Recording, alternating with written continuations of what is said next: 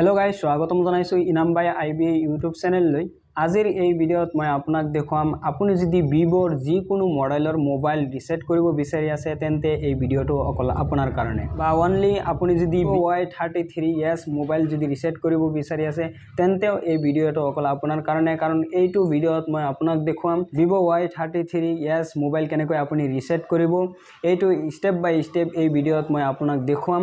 সম্পূৰ্ণ ডিটেইলছ মই এইটোত যিমানখিনি স্ক্ৰীন ৰেকৰ্ড কৰিব পাৰো সেইখিনি স্ক্ৰীন ৰেকৰ্ড মই ইয়াত লগাই দিম, আৰু যিখিনি নেকি যে হৈ যাব তেতিয়াতো আৰু স্ক্ৰীন ৰেকৰ্ড নহয়, সেইখিনি মই আপোনাক কেমেৰাৰে ইয়াত ভিডিঅ' কৰি পিছে আপোনাক দেখুৱাই আছো। ভিডিঅ'টো স্কিপ নকৰাকৈ শেষলৈকে চাই থাকক। সম্পূৰ্ণ ডিটেইলছ মই আপোনাক দেখুৱাই দিম, কাৰণ মোবাইলটো অফ হোৱাৰ পিছে আৰু বহুত অপচন আছে আমি জানিব লগা। তো বলক আমি আজিৰ এই ভিডিঅ'টো আৰম্ভ কৰো। तो इंतजार था। मैं आपकी वर्चुअल असिस्टेंट, एक जरिया बस सुधार का। कोई काम पड़े तो याद करे, चाहे सुबह हो या शाम हो, ऑर्गेनाइज्ड या फिर सरप्राइज, बस लेकर मेरा। আপোনাৰ হাতত থকা মোবাইলটো আপুনি অন কৰিব। অন কৰি কিনে আপুনি ওপৰৰ পৰা স্ক্ৰল কৰিব পাৰে। ওপৰৰ পৰা স্ক্ৰল কৰিলে আপুনি ইয়াত সেটিং চাব পাৰিব, আৰু নহলে আপুনি ইয়াত যে সেটিংটো আছে আপুনি সেটিংত ক্লিক কৰিব। সেটিংত ক্লিক কৰিলে অলপমান তলত স্ক্ৰল কৰিব। তলত স্ক্ৰল কৰিলে আপুনি ইয়াত চাব পাৰিব সিস্টেম বুলি যি অপশনটো আছে, এই অপশনত আপুনি ক্লিক কৰিব। এইটো অপশনত ক্লিক কৰিলে আপুনি ইয়াত ৰিসেট বুলি এটা অপশন চাব পাৰিব। এই অপশনত আপুনি ক্লিক কৰিব, আৰু যদি আপুনি ইয়াত বিচাৰি নাপায় তেনেহলে আৰু এটা অপশন আছে।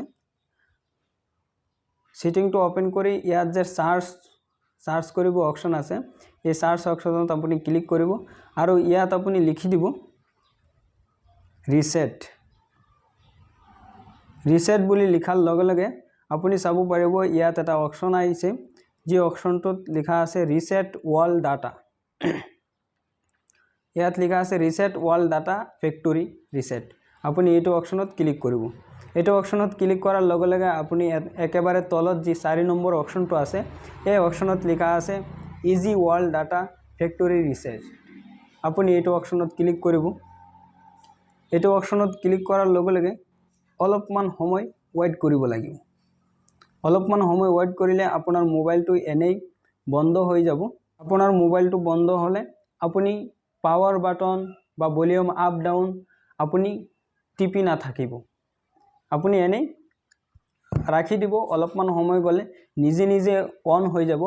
অন হোৱাৰ পিছে যি স্টেপটো আছে মই আপোনাক দেখুৱাইছো, যেটো শেষলৈকে চাই থাকক, কাৰণ এতিয়াও আৰু বহুত সিস্টেম আছে এতিয়া ইয়াত কৰিব লগা।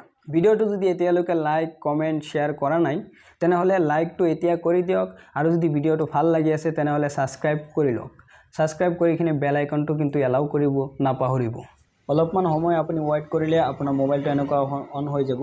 ইয়াত সিলেক্ট কৰিব দিছে আপোনাৰ ল্যাঙ্গুৱেজ, আপুনি যেটো ল্যাঙ্গুৱেজত মোবাইলটো চলাব বিচাৰি আছে এইটো ল্যাঙ্গুৱেজ সিলেক্ট কৰিব। আমাৰ ইয়াত ল্যাঙ্গুৱেজ ঠিকই আছে, আমি এইকাৰণে স্টাৰ্টত ক্লিক কৰিছো।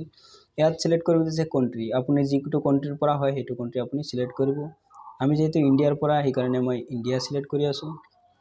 এতিয়া অলপমান স্ক্ৰল কৰিব এইটো পেজটো, আৰু ইয়াত টিক মাৰ্ক দিব কৈছে, আপুনি টিক মাৰ্ক দি কিনে নেক্সটত ক্লিক কৰক।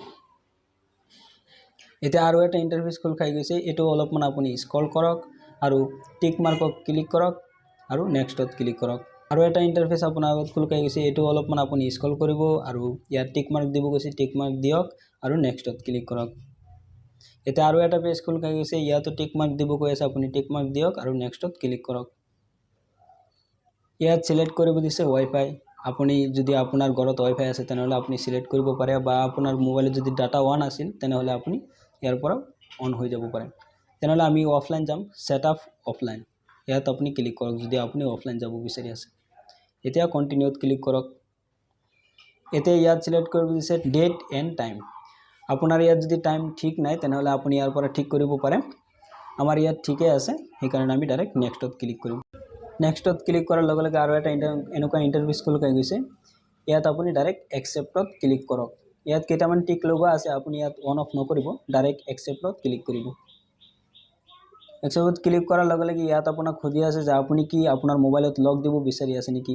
ইয়াত ওপৰত আছে স্ক্ৰীন, ফিংগাৰ, ফেস, তিনিটা লক দিয়া আছে, আপুনি লক নিদিলে স্কিপত ক্লিক কৰিব পাৰে। এতিয়া আৰু এটা ইন্টাৰফেস খোল খাই গৈছে, আপুনি ইয়াত ডাইৰেক্ট নেক্সটত ক্লিক কৰক। এতিয়া ইয়াত লিখা আহিছে কংগ্ৰাচুলেশ্যন ইউৰ ফোন ইজ ৰেডি, আপোনাৰ ফোন ছাকচেছফুলি ৰিছেট হৈ গৈছে। এতিয়া আপুনি ডাইৰেক্ট ষ্টাৰ্টত ক্লিক কৰক।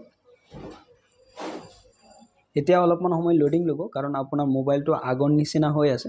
এতিয়া চাওক, আপোনাৰ মোবাইলত আগত যি এপ্লিকেশ্যন আছিল, যি ভাইৰাছ আছিল বা যি অসুবিধাৰ কাৰণে কৰিছিলে আপুনি ৰিছেট, সেই অসুবিধা কিন্তু এতিয়া নাই। এতিয়া আপুনি চাব পাৰে মোবাইলত আগৰ যিকেইটা এপ্লিকেশ্যন আছিল, যিকেইটা ফাইল আছিল, একোৱে নাই ইয়াত। গোটেইখিনি দেওয়া হৈ গৈছে, গুচি গৈছে। ৰেজিষ্টাৰ কৰাৰ কাৰণে ছাকচেছফুলি ৰেজিষ্টাৰ হৈছে। এতিয়া চাওক, গেলাৰীত সোমালোঁ। গেলাৰীত সোমাৰ লগে লগে ইয়াত পলিচি সুধি আছে, পলিচিৰ কাৰণে এগ্ৰি কৰিব কৈ আছে টিক মাৰ্ক দি কিনে। তো এতিয়া টিক মাৰ্ক দিলোঁ আৰু এগ্ৰিত ক্লিক কৰিলোঁ। ইয়াত চাওক, এটা ফটো আৰু ভিডিঅ' একোৱে নাই, গোটেইকেইটা গুচি গৈছে। তাৰমানে এতিয়া আমাৰ মোবাইলটো ছাকচেছফুলি ৰিছেট হৈছে। তো এইখিনি আছিল আজিৰ এই ভিডিঅ'টো। ভিডিঅ'টো যদি ভাল পাইছে তেনেহ'লে লাইক কৰিব, চেনেলত নতুন হ'লে ছাবস্ক্ৰাইব কৰিব আৰু বন্ধুহঁতৰ কাষত শ্বেয়াৰ কৰিব নাপাহৰিব। থ্যাংকস ফৰ ৱাচিং। থ্যাংক ইউ সো মাচ। জয় আই অসম।